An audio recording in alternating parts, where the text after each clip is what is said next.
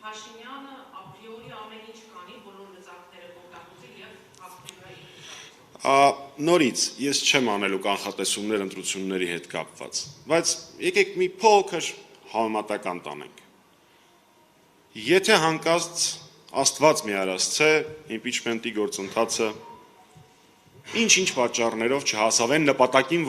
որը մենք բոլորս տեսնում ենք, այն է իշխանափոխություն։ Ձեր կարծիքով Փաշինյանը որ պարագայում ավելի լկտի, ավելի խայտառակ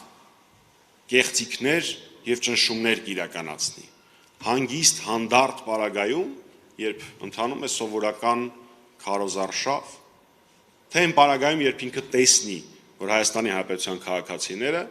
պատրաստ են, այդ թվում նաեւ փողոցում, խաղաղ անհնազանդությունների, օրենքով չարգելված միջոցների եւ հավաքների միջոցով տեր կանգնել իրենց իրավունքներին։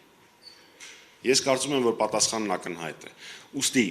եւս մեկ անգամ ընդգծեմ, իմպիչմենտի գործընթացը եւ ընտրությունների գործընթացը իրար հետ ոչ իրավական տեսանկյունից հակասություն ունեն։ Չկա որևէ սահմանափակում իմպիչմենտի իրականացման համար կապված ընտրությունների օրվա հետ։ Այս առաջինը։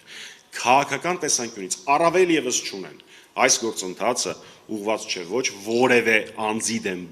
բացի Նիկոլ Փաշինյանից, ոչ էլ որևէ սահմանադրական process-ի դեմ, որովհետև սահմանադրության մեջ դրված երկու process-ները, իմպիչմենտը եւ հերթական ընտրությունը, չեն կարող իրար հակասել։ Իմպիչմենտի գործընթացը ընտրություններին հակասող չի, իսկ իմ նշած սցենարի պարագայում կարծում եմ նաեւ զգալիորեն ավելի ուժեղացնող եւ ընտրությունների ժամանակ կեղծիքները